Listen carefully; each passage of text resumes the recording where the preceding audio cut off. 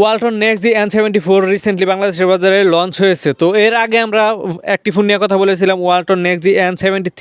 তো এইবার N74 নিয়ে কথা বলবো। তো N73 থেকে N74 এ অনেক কিছুই পরিবর্তন এসেছে। তো ফুল ভিডিওতে ইন ডিটেলস আলোচনা করা হবে, স্টে টিউন।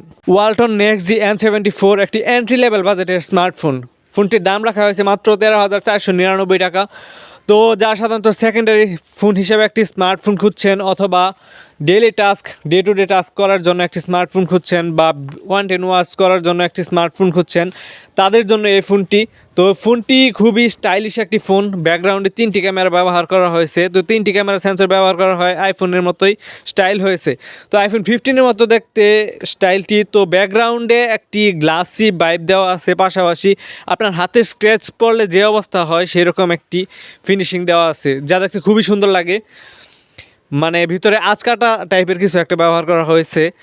আর ফোনটি কিন্তু বেশ বড় সড়ো একটি স্মার্টফোন। যারা সাধারণত কন্টেন্ট ওয়াচিং করার জন্য একটি স্মার্টফোন খুঁজছেন, হয়তো তাদের জন্য এই ফোনটি বানানো হয়েছে, কারণ এই ফোনটিতে অনেক বড় সড়ো ডিসপ্লে দেওয়া হয়েছে, যার দ্বারা আপনি একটি ভালো ইমার্সিভ ভিউ পাবেন। ফোনটি মূলত বক্সি শেপের ফোন আমার কাছে পার্সোনালি অনেক ভালো লাগে। তো ফোনটির থিকনেস একটু বেশি, 9.1 মিলিমিটার, যা অনেকের কাছে হয়তো একটু বেশি মনে হবে, আবার অনেকের কাছে এটা ব্যবহার করলে অ্যাডজাস্টেড হয়ে যাবেন আর কি। তো ফোনটিতে প্রয়োজনীয় পোর্শন বাটন সব ঠিকঠাকই আছে। রাইট সাইডে আছে পাওয়ার বাটন, যা ফিঙ্গারপ্রিন্ট স্ক্যানার হিসেবে কাজ করবে, এবং উপরে আছে ভলিউম আপ অ্যান্ড ডাউন, মানে আপ অ্যান্ড ডাউন বাটন, এবং বাম সাইডে একটি সিম কার্ড ট্রে ব্যবহার করা হয়েছে, যেখানে দুটি সিম কার্ড এবং একটি মেমোরি কার্ড ব্যবহার করা যাবে এট এ টাইম। এবং নিচে আছে ইউএসবি টাইপ সি পোর্ট এবং একটি হেডফোন জ্যাকের পোর্ট, একটি স্পিকার।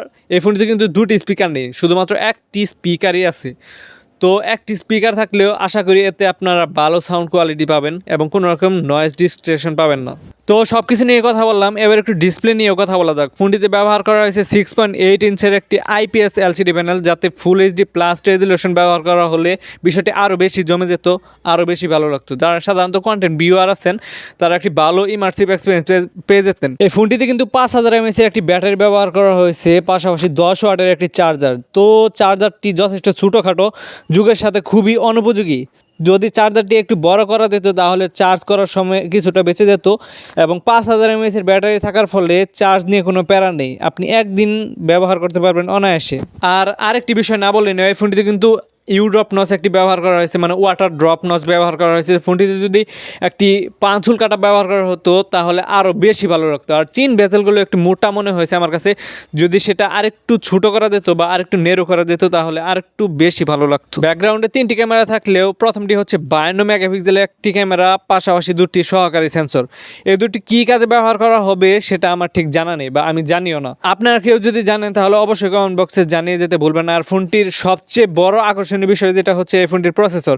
তো এই ফোনটিতে ব্যবহার করা হয়েছে ইউনি এসওসি T606 এর একটি 12 ন্যানোমিটারের প্রসেসর, যা আহামরি পারফরমেন্স আপনাকে দিতে পারবে না, এটুকু শিওর থাকেন। আপনি যদি ডে টু ডে টাস্ক করেন তাহলে এই ফোনটি আপনার জন্য ঠিক আছে। পাশাপাশি আপনি যদি একজন কন্টেন্ট ভিউয়ার হন বা সোশ্যাল মিডিয়া ব্রাউজিং করেন, ফেসবুক, ইউটিউব, তাহলে এই ফোনটি আপনার জন্য ঠিক আছে। পাশাপাশি 2D গেমগুলো খেলতে পারবেন আপনি, যেগুলো কম মেগাবাইটের, অফলাইনেও খেলা যায়। ফ্রি ফায়ার লাভাররা এবং পাবজি লাভাররা এই ফোনটি না কিনলেও হবে, আপনারা একটু বেছে শুনে ভালো ফোন নেওয়ার চেষ্টা করবেন, কেননা এই ফোনটি দিয়ে আপনি ফ্রি ফায়ারে বা পাবজিতে তেমন কোনো ভালো পারফরমেন্স পাবেন না আশা করি। তো একটি বিষয় আমি বলতে ভুলে গেছিলাম, বিষয়টি হচ্ছে ফোনটিতে কিন্তু 52 মেগাপিক্সেলের একটি ক্যামেরা ব্যবহার করা হয়েছে, যা যথেষ্টই বড় সড়ো। তবু এই ফোনটি দিয়ে ভিডিও রেকর্ড করা যাবে 1080p 30 fps এ। বিষয়টা কেমন অট না? যদি 1080p 60 fps হতো তাহলে অনেক বেশি স্টেবল হতো। আমরা যারা সাধারণত কন্টেন্ট ক্রিয়েটর আছি, তারা সাধারণত ভিডিও করে একটু ভালো মজা পেতাম বা ভিডিওতে ভালো স্টেবিলিটি পেতাম। তো আজকের ভিডিও এই পর্যন্তই। কেমন লাগলো ভিডিও অবশ্যই কমেন্ট বক্সে জানিয়ে দিতে ভুলবেন না। ভালো লাগলে লাইক করবেন, শেয়ার করবেন, কমেন্ট করবেন এবং সাবস্ক্রাইব করবেন।